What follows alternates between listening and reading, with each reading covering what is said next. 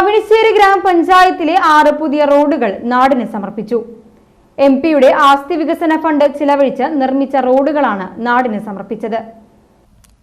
എംപിയുടെ ആസ്തി വികസന ഫണ്ടിൽ നിന്നുള്ള 28 ലക്ഷം രൂപ ചിലവഴിച്ചാണ് 6 റോഡുകൾ നിർമ്മിച്ചത്. കേന്ദ്ര സഹമന്ത്രി കൂടിയായ സുരേഷ് ഗോപി എംപി റോഡുകളുടെ സമർപ്പണം ഉദ്ഘാടനം ചെയ്തു. അവണിശ്ശേരി ഗ്രാമപഞ്ചായത്ത് പ്രസിഡന്റ് ഹരി സി നരേന്ദ്രൻ അധ്യക്ഷനായി.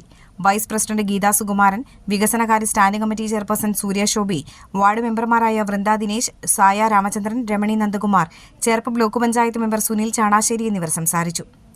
ചടങ്ങിന് ശേഷം പാലശ്ശേരി ശരിശേരിക്കാവ് ക്ഷേത്ര മൈതാനത്ത് കലുങ്ക് സൗഹൃദ വികസന സംവാദം നടന്നു. 100ഓളം വരുന്ന ജനങ്ങളുമായി സുരേഷ് ഗോപി സംസാരിച്ചു.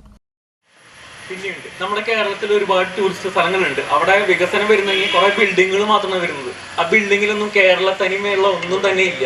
അപ്പോ അങ്ങനെ ഒരു നിർദ്ദേശം ഉണ്ടെങ്കിൽ നമ്മുടെ കേരള തനിമ എന്ന് പറയുന്നത് ഒരു കാലത്ത് നമുക്ക് അങ്ങനെ ഉണ്ടായിരുന്നു. തൃശ്ശൂരിനെ വെക്കുന്ന ബിൽഡിങ്ങുകളെല്ലാം തൃശ്ശൂരിന്റെ ഒരു മുഖം വ്യക്തമാക്കുന്നതാവണമെന്ന് പറയുന്നത് അതൊക്കെ ഒരുതരം അടിച്ചേൽപ്പിക്കലാവുന്നു. വ്യക്തി സ്വാതന്ത്ര്യം, സമ്പ്രദായ സ്വാതന്ത്ര്യം എന്നൊക്കെ പറയുന്നതെല്ലാം ചോദ്യം ചെയ്യപ്പെടുന്നു എന്നുള്ള ഒരുപാട് ചർച്ചകൾ വരുന്നുണ്ട്. നമ്മൾ അതിനകത്ത് നമുക്ക് സൗകര്യം പൂർണ്ണമായി കിട്ടണം.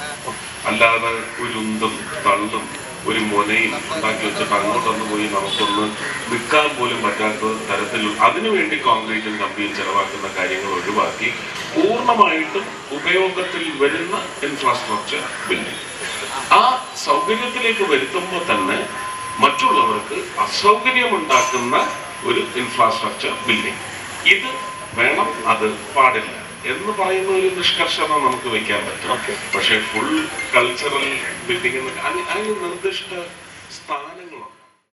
എയിംസ് മുതൽ നിരവധി വിഷയങ്ങൾ സംവാദത്തിൽ ഉയർന്നു വന്നു. BJP സിറ്റി ജില്ലാ പ്രസിഡന്റ് ജസ്റ്റിൻ ജേക്കബ്, ജില്ലാ general secretary advocate KR Hari എന്നിവർ പങ്കെടുത്തു.